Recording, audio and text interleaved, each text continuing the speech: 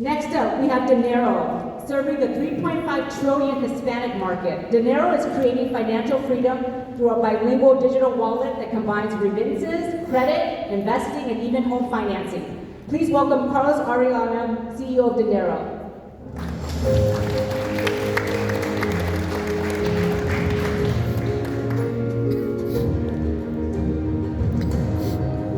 Good evening, everyone.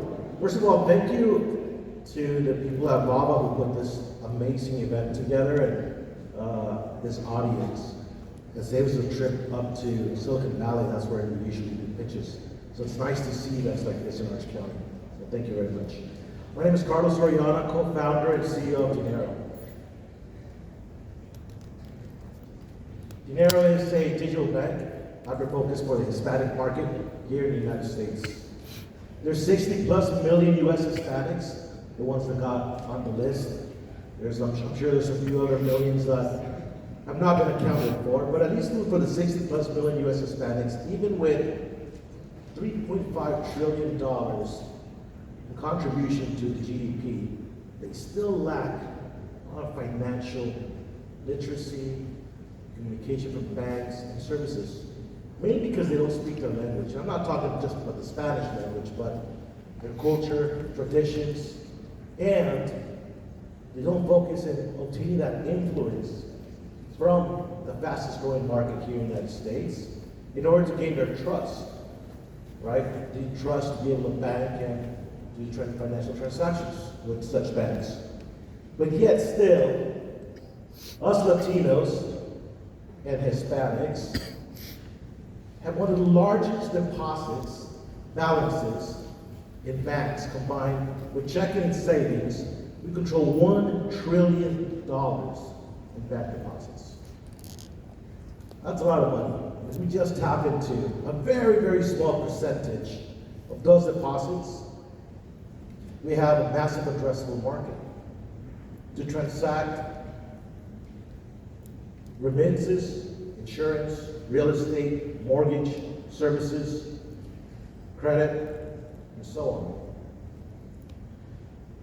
We're doing a lot of things different. Why would you want another debit card? If you already have 4 or 5 in your pocket, why would you want to obtain another bank account? Well, it's very important. I remember something when I was a kid, and a teacher taught me and said, if you give a kid $5 to go buy a coloring book and crayons, they're going to come back with candy. But if you go ahead and buy the coloring book and crayons, then they're going to get creative and start learning and drawing. Well, same initiative what we're taking. We partner up with 70,000 brands, from Costco to Walmart, Nike, Adidas, across the country. And what we've done is create the same credit card reward system, but this is for debit cards. So every time somebody swipes the Visa Dinero card, you get anywhere between 2 to 10% cash back from all these top brands and local merchants. But the way we do it is, you have the option to get the cash, or you can also get and redeem micro shares from the top 10 public companies here in the United States. That way, they have that sense of ownership. They spend $200 on some Nike shoes, and the cash back is $10, and they are about to redeem it for a $10 Netflix or a $5 Netflix micro share or a $5 Nike share. Then that gives them that sense of ownership, creating a micro portfolio of understanding how Wall Street and stock investment work. They can always redeem it back for cash, or they can go ahead and gift it to family members or others within our wallet ecosystem. If they're into crypto, then they can go ahead and redeem it into Bitcoin, Ethereum, Litecoin, and many others. That's one of the things that makes us very unique. I want to try and give this demo. The thing that we're doing very different. For all the merchants and all the businesses, unfortunately I can't go ahead and share the screen here, but I want to share it with the judges. Everybody remembers Pokemon, right? Well, what we've done is taken augmented reality and be able to monetize this technology for all the merchants, whether they're big retailer stores, malls, or Oto Sushi, for example. They want to go ahead and drop virtual rewards to all their customers or to bring new customers. They easily go into our system, they draw as many rewards or points to drive foot traffic to the store. They get a notification, there's an arrow there, and can you see that floating coin there, sir? So on your camera on your phone, when you get near the location, you tap into it, and if it's a $5 reward or a $10 reward, it automatically gets added to your wallet. That was 5 minutes? Yes, thank you, Carlos. All right, any questions? Any questions from the... Yes, Adam. In regards to your licensing, your bank licensing, trading, broker-dealer, can you give me a feel for how you're set up and layered in that respect? Absolutely. We partner with some amazing banks, Chase being a correspondent bank here in the U.S. that holds our deposits as an FBO account, and Zenas Bank out of Puerto Rico, where we're able to do cross-border transfer instantly via the Visa debit network, 0 fees, instantly. It stays in U.S. dollars to anyone in Latin America, so that way they can maximize the dollar, no interchange fees, and they're able to receive their virtual and plastic Visa card. Any other questions? Left side. JJ, Who's your target market, initial target, low-hanging fruit? all Hispanic and Latinos here in the U.S. Not all, just don't tell me all Hispanic. Who's your actual initial low-hanging fruit target market? Between 25 and 45 year old. Yes. Any specific, as far as maybe their revenue? Is it their revenue 100,000 or less, over 100,000? Usually 75,000 or less. I wish I would have showed you the other screen, but we offer real estate service mortgage loans through different companies that we partner up with. So we serve as a hyper lead generation platform within our wallet. Thank you. Thank you. Thank you, Carlos. All right, thank you. JJ. Please complete your scorecard.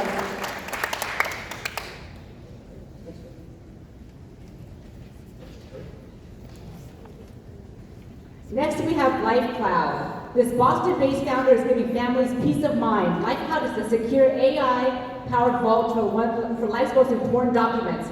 Please welcome CEO John Louie.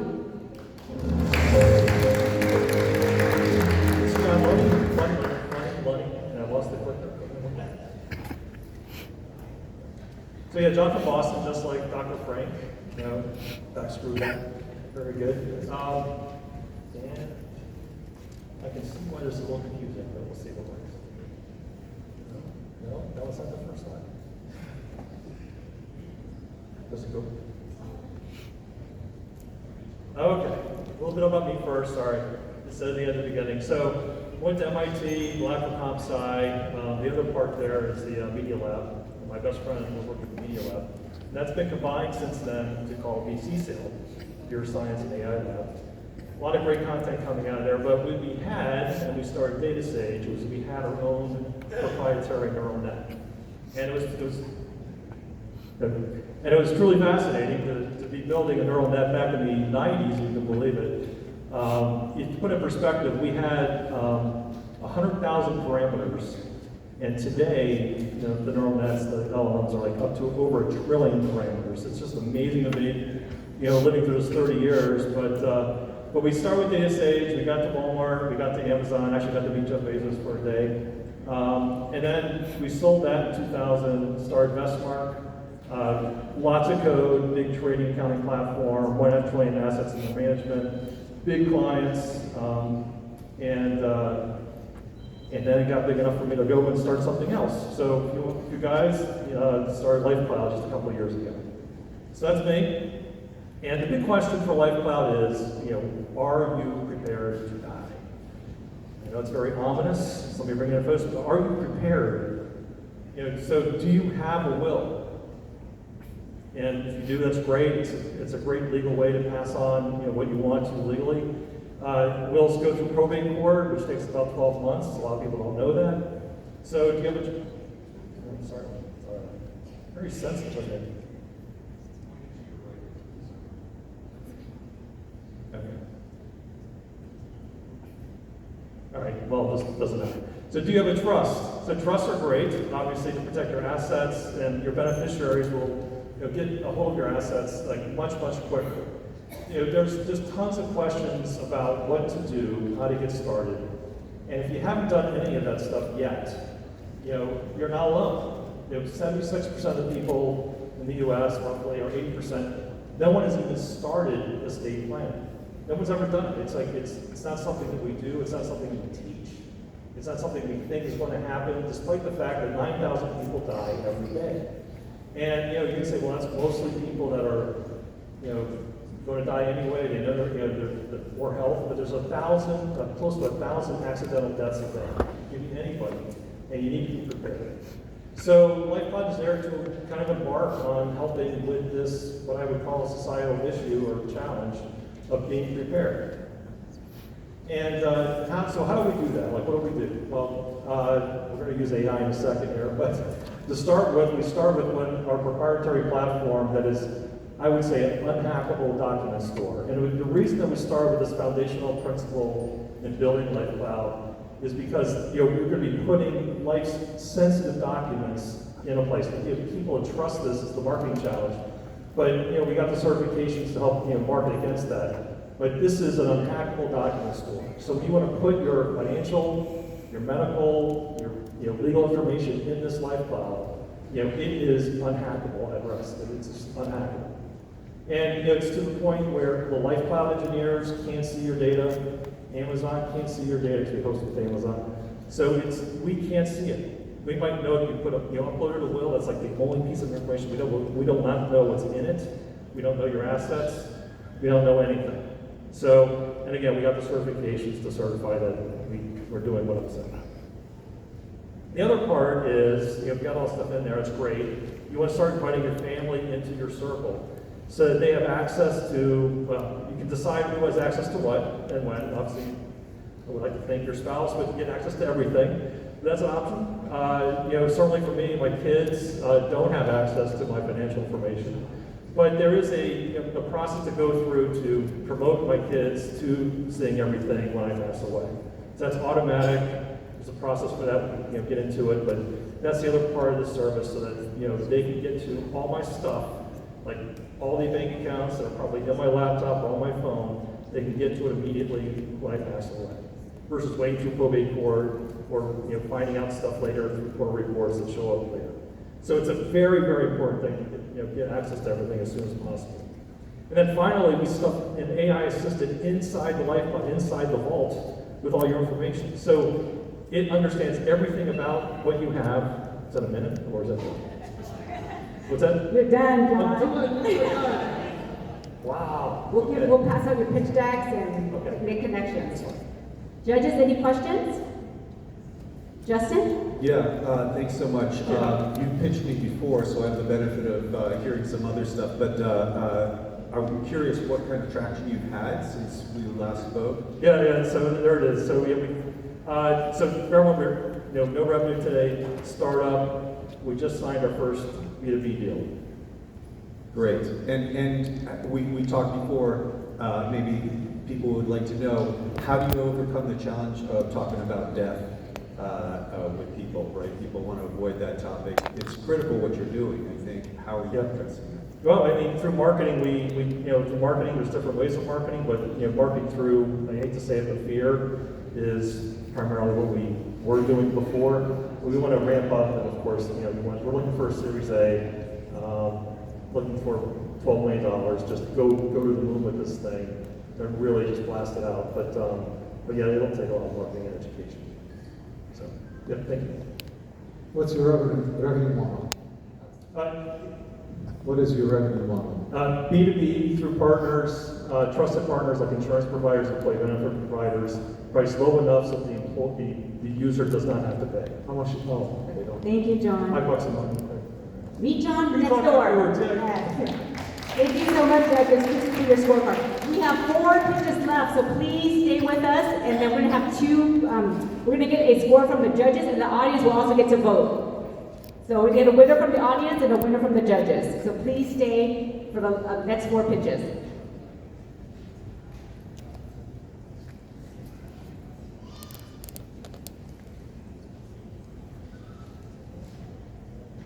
Next up, we have AparBooks. This next platform was built by contractors for contractors. AparBooks makes project financials, invoicing, and job costing simple and accurate. Please welcome CEO Myra Yu.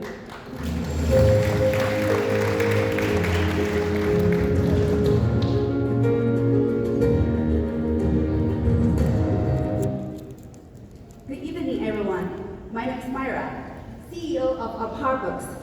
I'm so excited to introduce AparBooks, an AI-powered construction financial intelligence platform, building a future where every project is complete on time, on budget, with profit. This was my previous task when I worked in my family construction company. I swear, it could qualify as a recycling center. The task wasn't just messy. It was a snapshot of how most small construction companies handle their finances. Every time, my mom asked me, how much did we earn? How much have we already spent? I knew it's going to be a long night digging through bank statements, receipts, checks, and invoices. I have been stuck in these situations for over 8 years. It was frustrating. Don't start a company based on your passion, but start one based on what frustrates you the most. That's how AparBooks started. In US, over 50% projects are delayed.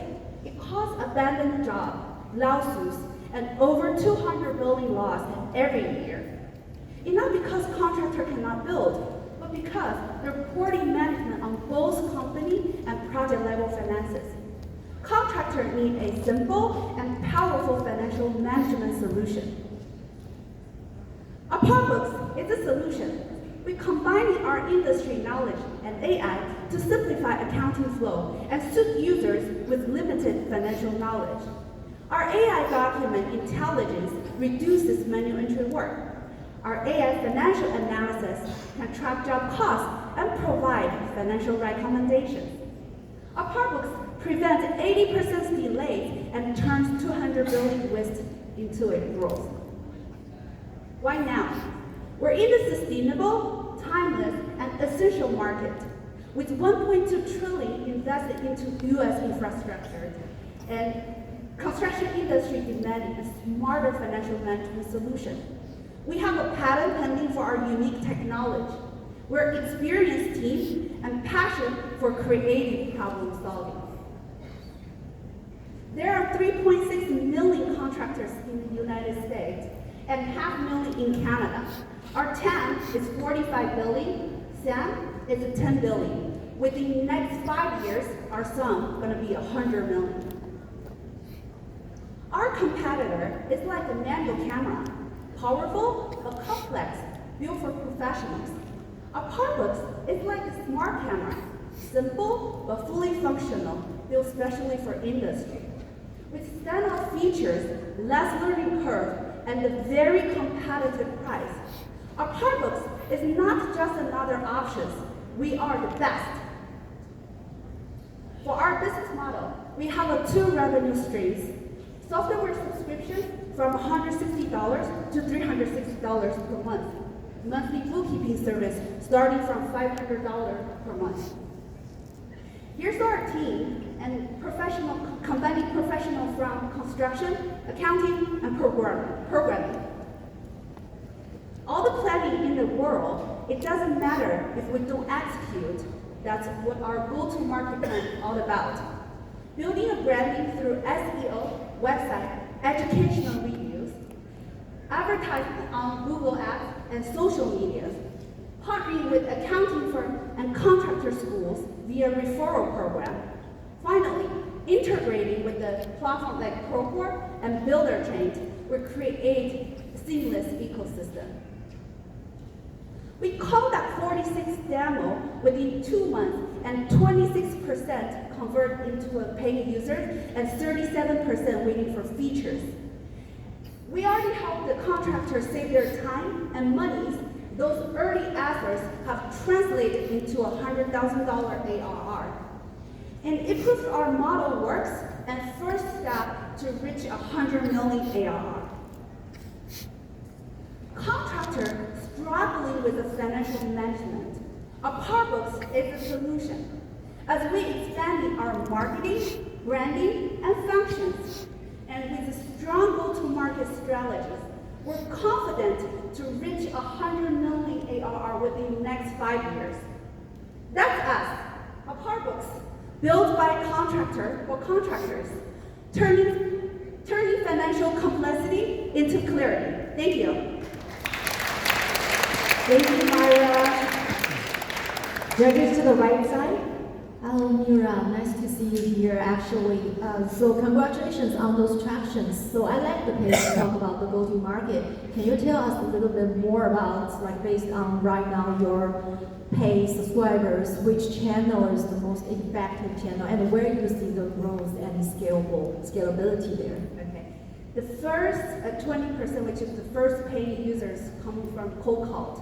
At the first initial market research, we conduct 1,000 cold calls, and that's converted from them. And the rest of the paid users come from different channels like social medias, ICO website, and some of the referral by the accounting firm. That's why we wrote our go-to-market strategies. Everything is based on what we already practiced and we already tested. Of the futures, as we keep branding those, and we have confidence to reach more contractors in this industry, and we know they're there, and we know they need our platform. Yes, Susie. Just piggybacking on that question, do you have any idea what these initial customers, what your customer acquisition cost is now, and what you anticipate it to be moving forward? Yes, actually we're already cooperating, talk to the accounting firm and some of the contractor school, and so they have very high interest in cooperating with us because, you know, each accounting firm, they have at least a 30% as a contractor clients, so then we can cooperate with them. So we're already working on that. And are you guys currently raising around? Yes, we're seeking for a C round and asking for 1.5 million, which will provide us 18 months runway to reach 2 million ARR. And very quickly, I assume that since you're working with Sage and Procore, that you're sort of mid-market focused, is that correct? Because then you have Primavera, and Oracle, and all that kind of stuff, the high-end market. So are you mid-market GCs?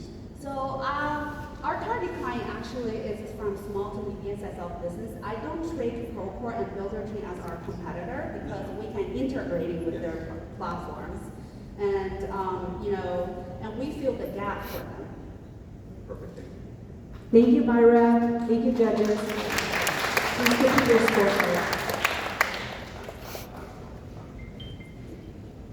3 more to go. We're almost there. If you guys haven't seen the car outside by the valet service, make sure you guys check it out. Up next, we have Adway. Adway brings innovation in advertising. Adway transforms cars into smart, data-driven billboards, redefining outdoor media. Please welcome CEO Sasha Krylov. Hello, my name is Sasha Krylov, and I'm co-founder and CEO of Adway. At Adway, we help daily drivers think of living Uber drivers make extra cash by displaying advertising on the side of their cars in the form of projection. Sorry, yes. Unlike our competitors, we do not wrap cars in decals, we do not put digital rooftops. Instead, we provide our drivers with small and smart projecting devices they can easily attach and detach from the side mirrors and make money whenever they feel it. So our technology is bound to generate a lot of attention that we capture in real time and then translate and monitor through our SSP, which is available to our clients in real time with all the methods. So if anybody here is looking to push their brand forward, whether you're running a sushi restaurant or want to talk about death, please come visit us. I'm more than happy to put your advertisement on our fleet of cars. All right, so what makes us different? First of all, our technology is really inexpensive. Currently, we're building our devices, the entire set of 2 projectors and the player, for about $900 a pop.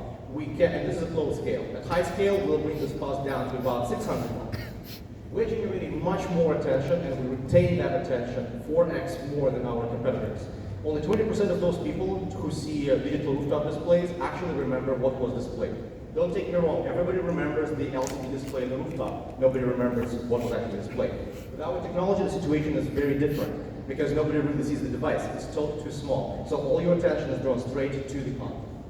Moreover, we partner up with drivers that drive the most, and they generate about 250,000 impressions per month, which we gather and collect. So you may wonder, how do we actually know? So I would imagine that all of you right now have Bluetooth on, and we actually use Bluetooth sensor to piggyback off of it and establish a handshake connection with every single cell phone around the vicinity of each displaying car. So on the driver's side, we help them make between $100 and $500 a month, but most importantly, we're providing them with utmost flexibility. We even joke with our drivers, guys, you can take your date to dinner without showing how you pay for it. And all of this because they can easily take the devices off of their cars. So how do we actually make money? We predominantly work with fleets, and we charge those fleets $115 per car per month.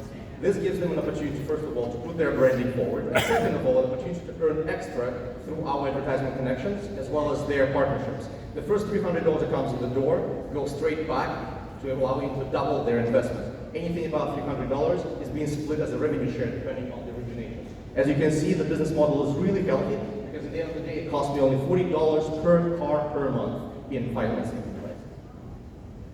So today, we have 50 cars that we've launched 2 months ago, and we are in 4 markets. We have 4 paying clients. Each of them are paying us $150 per car per month, and hopefully with your help, we'll be able to get to about 400 cars in the next 4 months.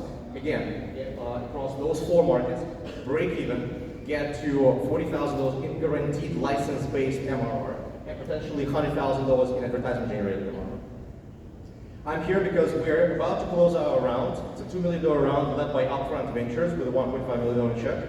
I'm looking for additional $250,000. And again, with this, within the next 4 months, we're going to be in 4 markets on 400 cars. Thank you. And as was mentioned before, the cars in front of the main entrance will be happy to talk to anyone. Thank you. Thank you, Sasha. Question from the judges. And Adam. So in regards to your IP and just understanding what your mode is there, you can give me a feel for where you stand there. Yeah, absolutely. Okay, proud to tell you that we have 3 filed and approved patents. 2 of them are international. It's very difficult to build hardware. We spent a lot of years perfecting our optical system. It's a very unique optical system which works in conjunction with a bunch of firmware which is built in-house. I can tell you from personal experience, it took us years to get from $12,000 unit cost to $900 today. So that is the moat. And then of course the relationships that we built along the way with advertisement network. You on this side? Oh, JJ. I can swear, you pitched to me 2 years ago, but you just launched. We just was a new generation of hardware. Okay. So what happens if the car is black? Yeah, excellent question. So we can't work with any color of the car. However, white, silver, lead, gray are our first pick because they require no additional investment. With any color which is like black, dark gray, or red, we're going to just either put a magnet, a white magnet, or we also have access to the micro-perforated transparent film. That film prevents the light from being absorbed by the background tinted color and actually just reflects it preemptively. So there are ways. What's the useful life of the device, and is it impacted by climate conditions? Well, so the 4 markets we're in currently is Los Angeles, San Diego, Phoenix, and Toronto. So we recently ran installations in Phoenix on the hottest day recorded, 120 degrees. Devices are working perfectly. As you can imagine, of course, is afraid of heat throughout the cold. Toronto, not a big deal, works perfectly. We have a warranty with the manufacturer, with the supplier that we have in China, for 2 years. And we have been testing these devices so far for about 6 months. They've been withstanding anything we throw in them. One final question, Jasmine.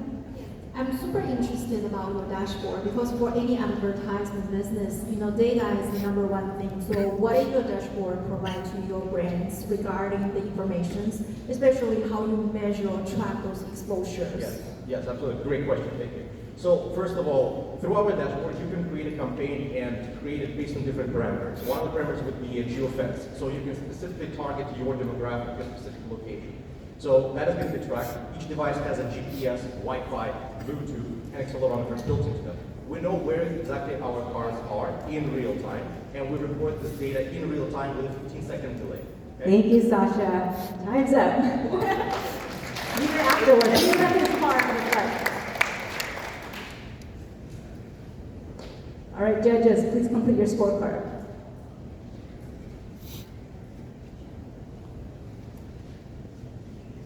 Next up, we have Lyrid, helping companies save up to 60% on cloud costs while launching faster. Lyrid is reshaping how business scale. Please welcome CEO Handoyo Sutanto.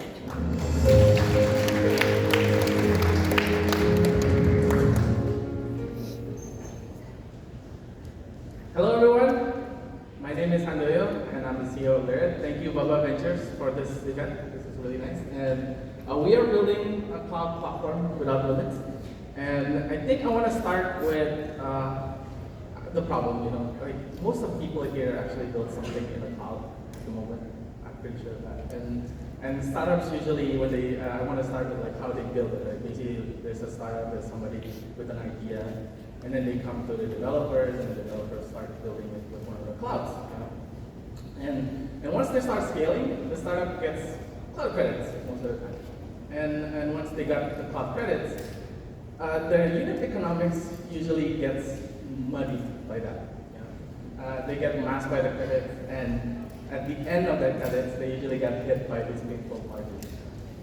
We've seen that a lot in a lot of our startup friends. And that's the current way of like how people building it, and that's because of that. There's only 3 major cloud providers nowadays, and a lot of those things that's in the cloud is wasted. It's like 40% cloud of cloud infrastructure is actually wasted in the cloud. And with AI workloads, data sovereignty that's pushing data needing to the closer to the regions, business are locked into more and more expensive infrastructure nowadays. So that's why I built Lyrid. Lyrid is, we're building it as an Airbnb flow cloud and cloud data centers. And we're unlocking marketplace models for data centers to be able to sell directly into the end users. We use this AI-powered optimizers that runs inside the data centers, and we connect them and make it part of the platform. It is our mission to deliver a more sustainable, cheaper, greener, and vendor-agnostic alternative to the autocracy. So I think right now is a very kind of like at the moment I think with all this AI booms and stuff, it is the perfect storm of like motions on why is this thing needed nowadays. The cloud costs are rising. There's the AI boom. There's more and more like power needed. Data sovereignties are everywhere nowadays, and enterprises are locked into this specific cloud vendors with kind of like skill gaps that they need. We are in a position where we can actually unify the public cloud and the regional data centers that can lower costs and make people faster to scale with the local data centers. So our flywheels, okay, is that we provide a usage-based, capital efficient, while still being scalable. On the supply side, we partner with the data centers. We take in their excess capacities, we take in their inventories, and we build a revenue share model, and which leads us to very, very close to near to zero capex for us. And on the demand side, we help them sell it directly into the startup ecosystem, into the developer's hand. And the result is lower TCO for our end users and our customers. And we create a new segment, by the way, for this. We create a new segment where we actually become, going back to the Airbnb kind of like, what do you call it, analogies, we create a segment where on the left side, there are all the kind of like high-end developers type of like companies. where you provide like something that's very highly scalable, but they cost a lot. And on the right side, I akin them to kind of like the couch surfers, where they're actually very cheap, but they get the job done. Yeah? We want to actually create a new segment in between these two, where we can still provide enterprises with the tools that is very scalable, but doesn't cost that much. And we do it in a very very cost-effective way, I would say. Yeah? Our quarterly growth MRR is actually we're at 250 year-over-year quarterly MRR growth, and we're at 720K ARR today, and we're working at 3 different regions, which is Africa, Southeast Asia, and the US. Okay, and we do it in a very disciplined, sustainable, efficient burn to 7K. Yeah, 7K burn. And most of our customers, we only have like best in the business for 4% churn annually. Yeah. And we do this because I think me and my co-founder have the background to do this. I have a 15 years building data centers experience, and my co-founder Simon there actually have like a very good experience in building global companies. We have 25 full-time employees across 3 different regions, with a lot of our investors, partners that believe in our mission. And as a market potential, we are, for fundraising that we're doing, we're actually chasing small, medium enterprises across 3 different emerging markets. And that we're chasing around $81 million. But the market itself is huge. I'm sure you heard about oracles and stuff like that. Super huge. And we can actually grow upward in the market as we enter more and more regions. That's why we're fundraising at the moment. This thing looks, it doesn't look right. But we're fundraising 2 mil. We already raised 600. We're got 300 committed. And we want to actually onboard more regions. We want to expand to Latin America and other emerging markets as well. And we want to take this $2 billion with you guys help. Thank you, Andoyo. Justin has a question? Yeah, thank you very much. Great presentation. Finally, something I really know about, so this is great. Let's dig in here. I get the Kubernetes abstraction layer, and I understand that. But my biggest question for you, clearly you're getting 35% margin. That's fantastic.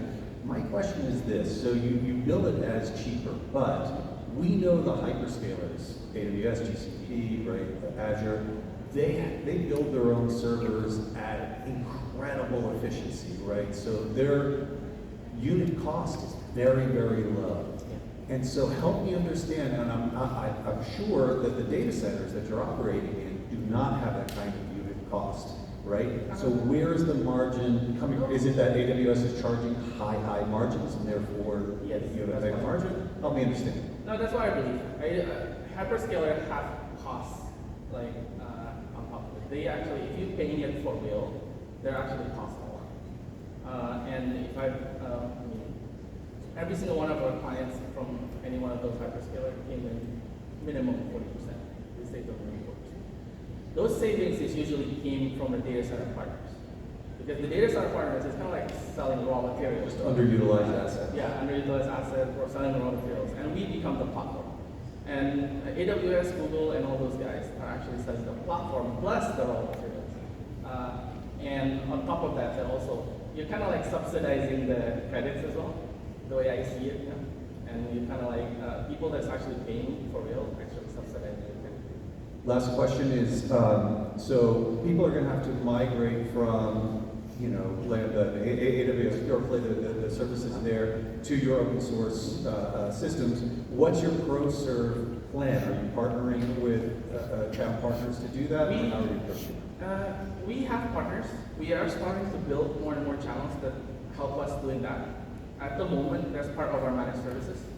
At the moment, but in the future, as in like after we fundraise this and future goals, is to actually push it down to the partner channels and make sure that this is actually more scalable. Thank you, Handoyo. Thank you so much.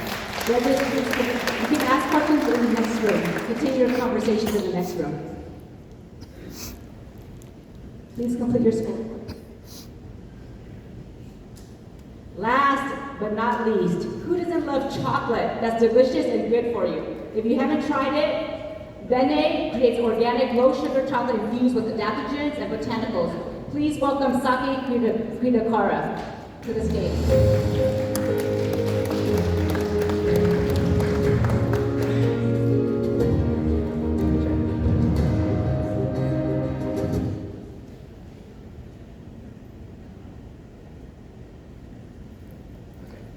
Well, first thanks Glenn and Wendy for hosting these great companies and allowing us to share our visions. My name is Saki and I'm the owner of Benny Chocolate.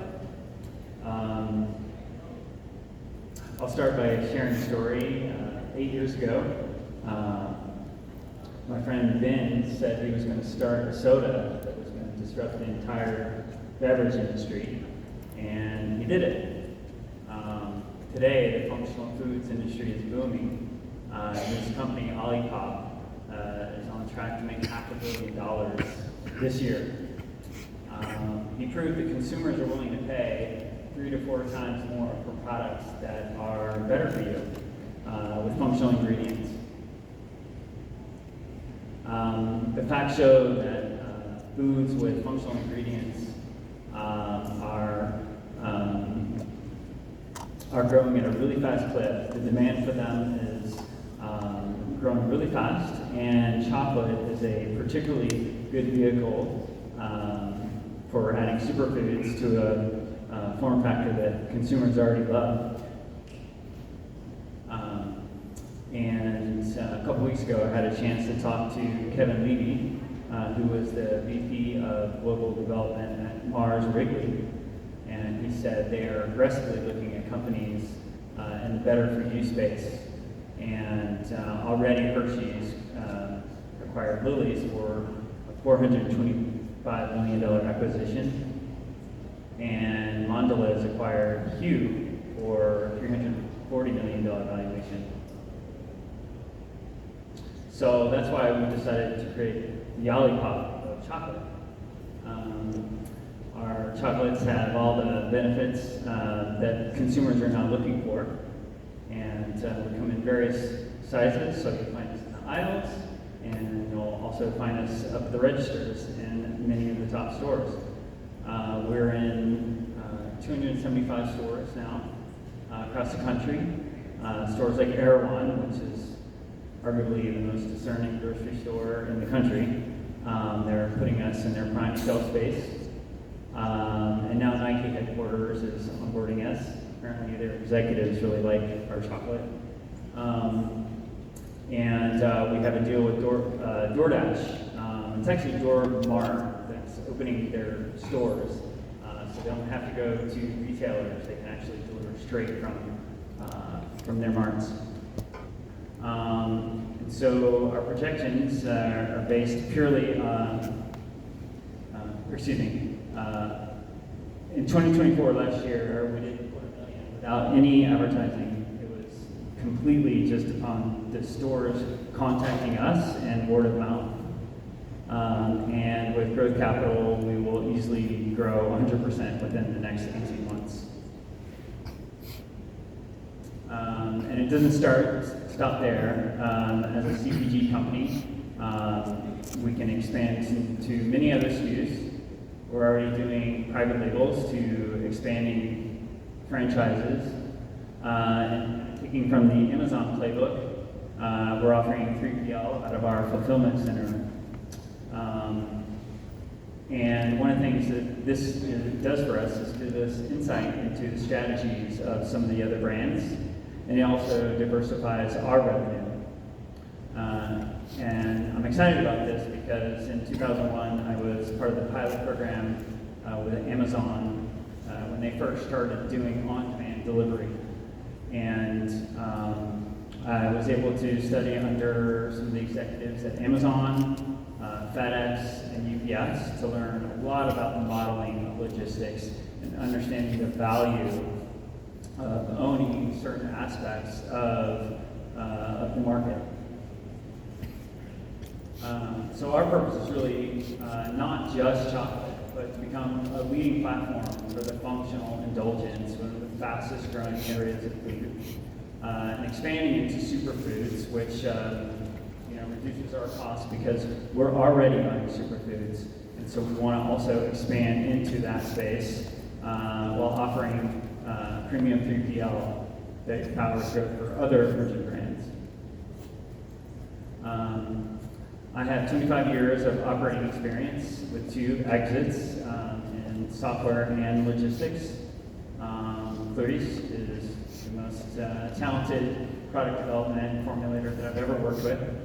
And we have great managers that get to eat chocolate for free every day. So yeah, we are raising $350,000 over the next few months and a total of 1.3 over the next 18 months to grow this and bring it out further into the world. Thank you, Dr. Yes, Adam. So some questions in regards to your velocity. So you're selling off the shelves. Obviously, it's going to take marketing. You've got some good distribution, but I'd like to get a feel for the velocity, your margins, and your path to profitability in terms of how long you think it's going to take you to actually break even. Yeah. So right now our velocity is really limited just on what I can afford because we really haven't taken outside funding. So we're just making inventory that I can afford to make right now. And as the graph showed, we did about $250,000. I think with capital we can, more than double that quite quickly. So in terms of velocity with individual units, we sell for about $5 to the stores. Our MSRP is $10.50, and we're probably going to raise that up to $12.50 because we continue to sell out of our product. Everything that we produce. In fact, last week we produced about 6,000 bars, half of which are already sold. So. And your margins. In the margin. So we, MSRP is 10. We sell to 6. So about the stores get it for 40%. So they're 40. And then if we go through distribution, they obviously take another 15 or 20. Susie? Arpit. So who's your target market? How are you differentiating compared to other companies which are sugarless, stevia, dates?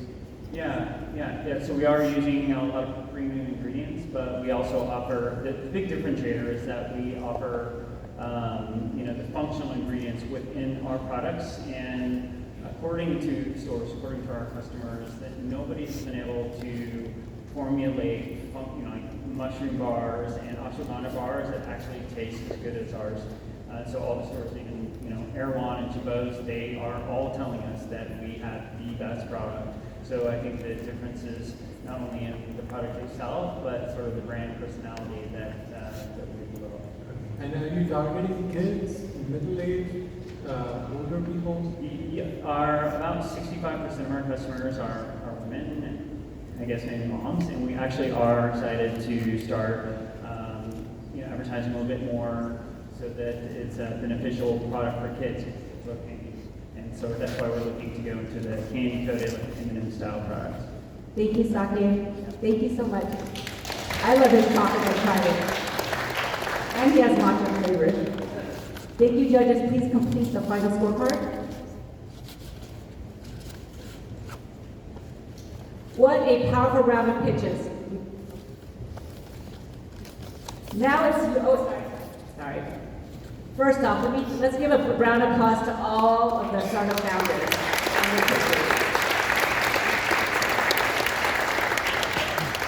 Thank you for your passion, your ideas, your vision, and your courage for being up here. I wish you all the best of luck. Hopefully you get money after this pitch event from some of these investors. So now, audience, it's your turn to take part in the competition. On the screen, in a second, you'll see a QR code. Take out your phone, scan the code, and cast your vote for the company you believe gave the best pitch tonight. can choose up to 3. Let's vote. Which startup gave the most impressive pitch tonight at Pitch Perfect Season 4?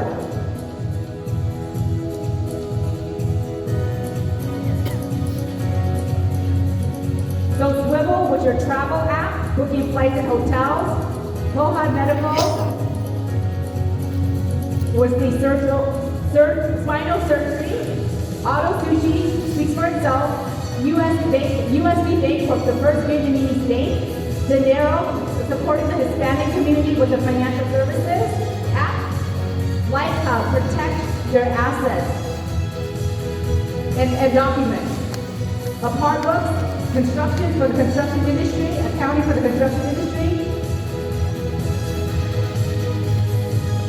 Mirrored, iCloud services, Benny Candy Chocolate, and Adway. Advertising billboards on the car. Did everyone vote yet? Don't. You get up to 3 choices. Is that the final answer?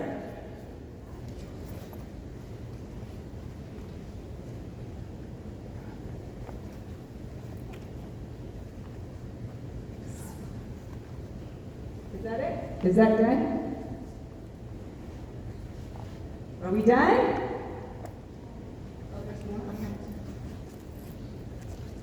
We'll give you another minute to make your vote. Cast your vote.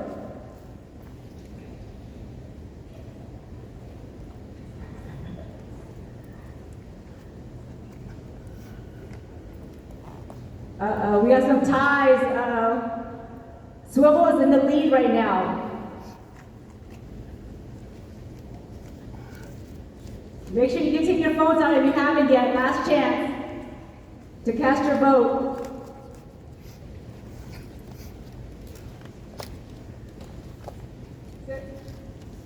All right, it looks like the audience chose Swivel. Congratulations.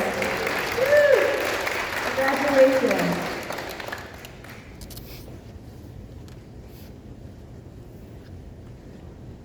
Okay, just give us another minute to finalize the judges' scorecard so we can announce the winner. And don't forget, you can join us after the event next door, but we're not quite done yet.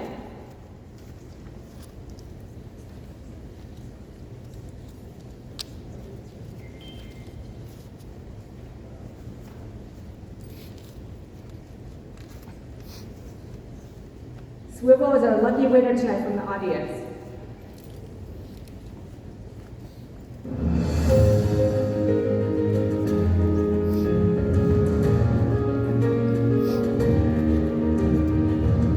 Wow, it looks like we have one winner tonight from the judge and the audience. That's similar to our Pitch Perfect Season 3. We had one winner as well. Swivel, please come up to the stage. Congratulations.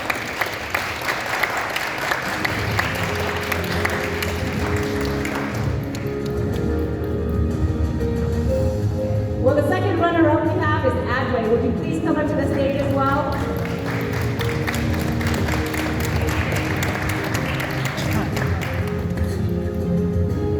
Chairman David Duuong, can you please come to the stage?